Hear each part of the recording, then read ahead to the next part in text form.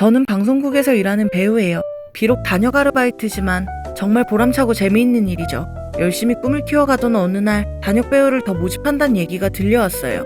그때 마침 제 머릿속에 딱 한 사람이 떠올랐지 뭐예요? 그 사람은 바로 우리 언니예요.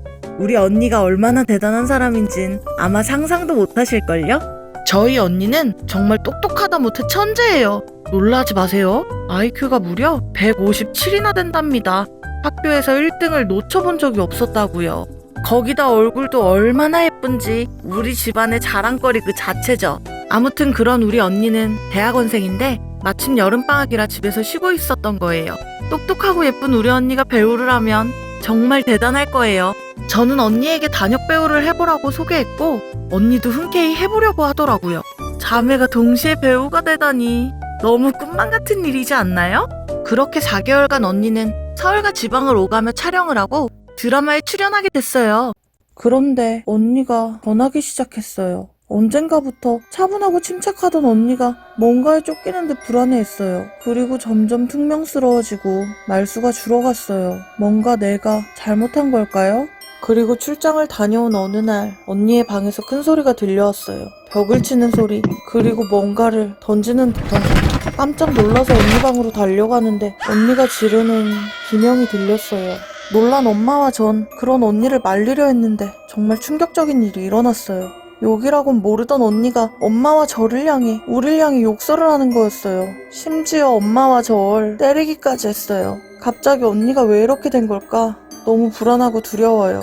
다시 착하고 다정한 언니로 빨리 돌아왔으면 좋겠어요. 하지만 제 바램과는 점점 멀어져만 갔어요. 날이 갈수록 언니의 불안 증세와 공격적인 성향은 더욱더 심해져만 갈 뿐이었어요. 결국 우리 가족은 어쩔 수 없이 언니를 정신병원에 입원시킬 수밖에 없었어요.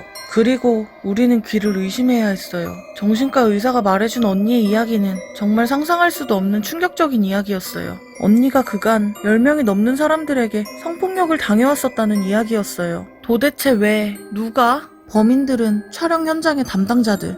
그들은 지속적으로 강제로 언니를 성폭행하고 반항을 하거나 누군가에게 말하면 나와 엄마를 죽이겠다는 협박을 해왔던 것이었어요. 그동안 아무에게 말도 못하고 놀이개 취급을 당해온 언니. 엄마는 두려워하는 언니를 설득했어요. 그 나쁜 사람들에게 대가를 치르게 하자고. 그리고 간신히 언니를 설득하는데 성공했어요. 언니도 간신히 용기를 냈어요. 우리는 성폭행과 강제추행 혐의로 기획사 관계자 총 12명을 경찰에 고소하게 됐어요. 그런데 정의는 우리의 편이 아닌 걸까요? 경찰의 조사 과정에서 많은 문제가 생겼어요. 언니에게 나쁜 짓을 한 사람들과 언니를 같은 공간에 불러놓고 조사를 했고 협박에 시달리던 언니에게 심각한 위협이 됐어요. 결국 언니는 협박에 이기지 못하고 고소를 취하해버리고 말았습니다. 그리고 시간은 흐르고 언니는 결국 억울함과 분노, 슬픔, 아픔을 이겨내지 못했어요. 언니는 한 빌딩의 옥상에서 몸을 던지고 말았어요. 언니가 그 일을 하게 된 것도, 그런 사람들을 만나게 된 것도, 그런 고통을 받게 만든 것도 전부 다 내 탓이에요. 내가 언니를 죽게 만든 거예요. 내가 죄인이에요.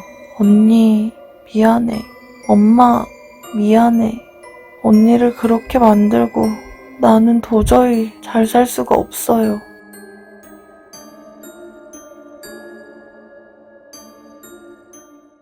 (4개월간의) 성폭행, 가족에게까지 이어진 협박. 언니는 결국 2009년 8월 28일 오후 8시 18분 18층 빌딩에서 몸을 던져 생을 마감합니다. 전문가들은 발음에 따라서 욕설로 읽힐 수 있다는 이유로 이것을 단순한 충동적 행동이 아닌 사회에 대한 분노 표출이라고 말합니다. 하지만 비극은 이것으로 끝나지 않았죠. 언니가 세상을 떠난 지 6일 뒤 동생도 한 건물 화단에서 숨진 채로 발견됩니다. 엄마는 복수하고 오라는 한 장의 편지만 남기고요. 한꺼번에 자식 둘을 다 잃어버린 부모의 마음은 오죽할까요? 그로부터 2달 뒤 자매의 아버지마저 뇌출혈로 세상을 떠나게 됩니다. 짐승 같은 인간들의 욕심과 욕망으로 화목하던 한 가정이 이렇게 부서져 버립니다. 현재 두 자매의 어머니이신 장연록 씨는 유튜브 채널을 개설해 가해자들의 만행과 경찰 조사의 부당함을 주장하고 있습니다. 청와대 국민청원에도 올라와 20만 명 이상의 국민이 참여하는 등 전국민적 공분을 산 이 사건. 하지만 정작 가해자들은 아무런 처벌도 받지 않고 여전히 방송계 등지에서 활발하게 활동하고 있습니다. 법치국가인 대한민국에서 어떻게 이게 가능할까요? 검찰이 이 사건에 대해 공소권 없음으로 불기소 처분을 내렸기 때문입니다.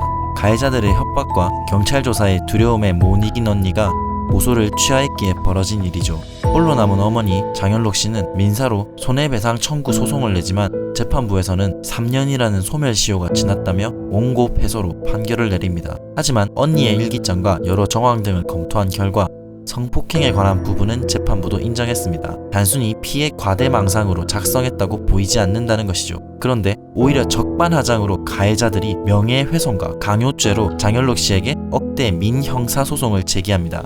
다행히도 어머니가 승소하지만요.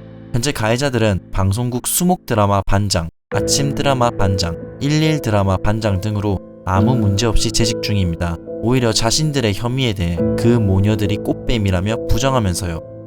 산 사람은 말을 하죠. 죽은 사람은 말이 없습니다. 정의로운 대한민국이 아직 살아있다면 억울한 그들을 위해 대신 말해줄 것을 믿습니다. 오늘도 영상 시청해주셔서 감사합니다. 구독과 좋아요는 큰 힘이 됩니다.